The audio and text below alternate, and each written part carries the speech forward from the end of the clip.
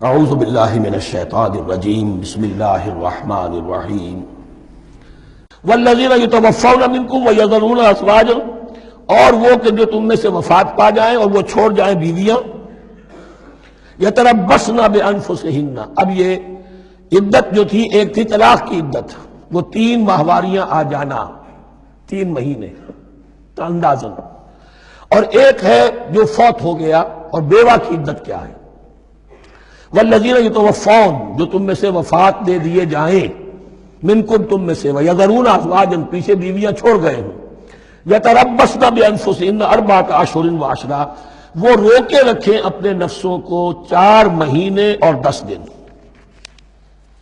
4 مہینے 10 دن تک ایک جو بیوہ عورت ہے وہ کوئی اور نکاح نہیں کر سکتی، 4 مہینے 10 دن۔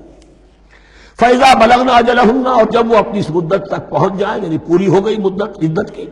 فَلَا جُنَاحَ عَلَيْكُمْ فِي مَا فَعَلْنَ فِي أَنفُسِهِنَّ،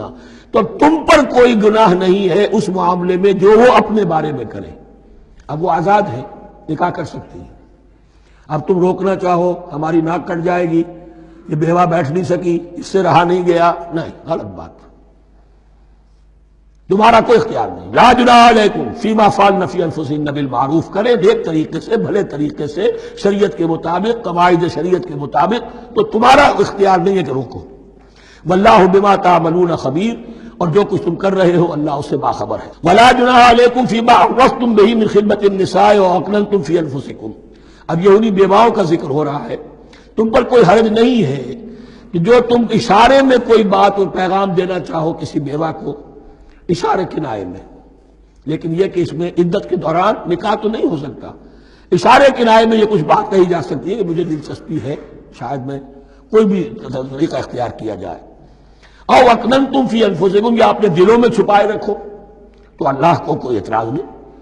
اس میں یہ کہ ظاہر بات ہے کہ ایک آدمی علم اللہ انکم ستذکرونہن،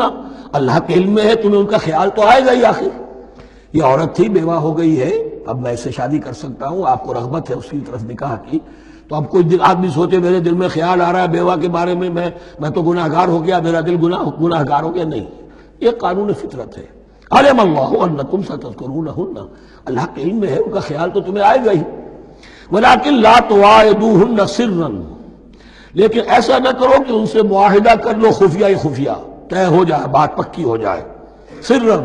الا ان تقولوا قولا معروفا، سوائے اس کے کہ کوئی معروف بات کہہ دی جائے جس سے انہیں اشارہ مل جائے، بس۔ ولا تعزموا عقدۃ النکاح حتی یبلغ الکتاب اجلہ، اور مت باندھو گراہ نکاح کی جب تک کہ قانون شریعت اپنی مدت پوری نہ کر لے، یعنی عدت جب تک پوری نہ ہو جائے۔ اب یہاں دیکھیے حتی یبلغ الکتاب،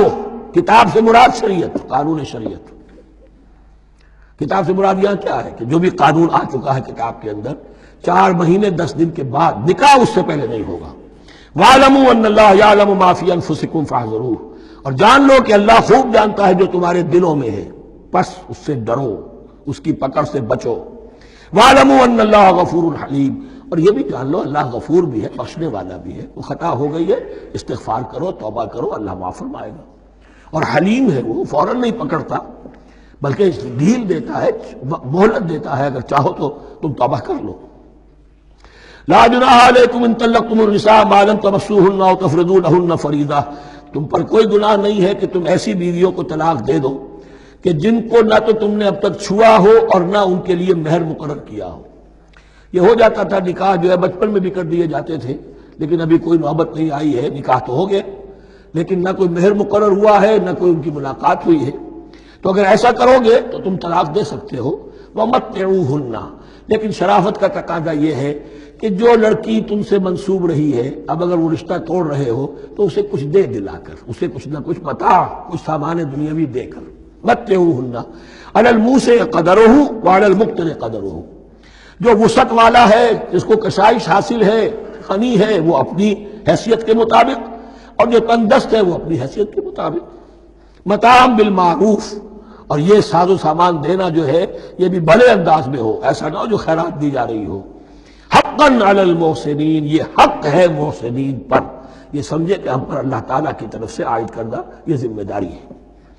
وَإِن طَلَّقْتُمُوهُنَّ مِن قَبْلِ أَن تَمَسُّوهُنَّ وَقَدْ فَرَضْتُمْ لَهُنَّ فَرِيضَةً، اور اگر دوسری شکل یہ ہے کہ تم نے طلاق دی ایسی بیوی کو کہ جس کو تم نے چھوا تو نہیں ہے لیکن مہر مقرر ہو چکا تھا،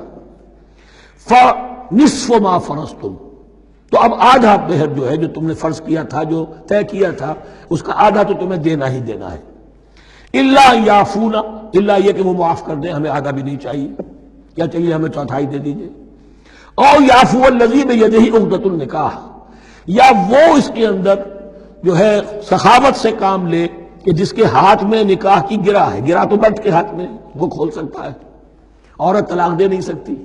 لہذا کیوں نہ ایسا کرو کہ تم پورا ہی مہر دے دو۔ فرمایا وَأَن تَعْفُوا، اگر تم درگزر کرو اور زیادہ دو، اقرب للتقوی، یہ تقوی سے قریب تر ہے۔ وَلَا تَنْسَبُوا الْفَضْلَ بَيْنَكُمْ، اپنے مابین احسان کرنا مت بھولو، اور اپنے مابین جو فضیلت اللہ نے تمہیں دی ہے عورتوں پر اس کو مت بھولو۔ تمہارا پھر ایٹیچیوڈ بھی ایسا ہونا چاہیے کہ تم اپنے بڑے ہونے کے حساب سے ان کے ساتھ نرمی کرو، ان کو زیادہ دو، ان کو جتنا بھی مہر مقرر کیا تھا اس سے بھی زیادہ دے دلا کے رخصت کرو۔ قانون میں تو صرف مہر ہوگا، البتہ قانون یہی ہے کہ اگر انہیں چھوا نہیں ہے، مقاربت نہیں ہوئی ہے، لیکن یہ کہ مہر مقرر ہو چکا تھا تو آدھا مہر تو لازماً دینا ہے۔ آدھا بھی یہ چھوڑ سکتی ہے عورت، لیکن تمہارے لیے بہتر ہے کہ تم پورا دو یا اور زیادہ دو۔ ان اللہ بما تعملون بصیر، یقیناً جو کچھ تم کر رہے ہو اللہ دیکھ رہا ہے۔ صدق اللہ العظیم۔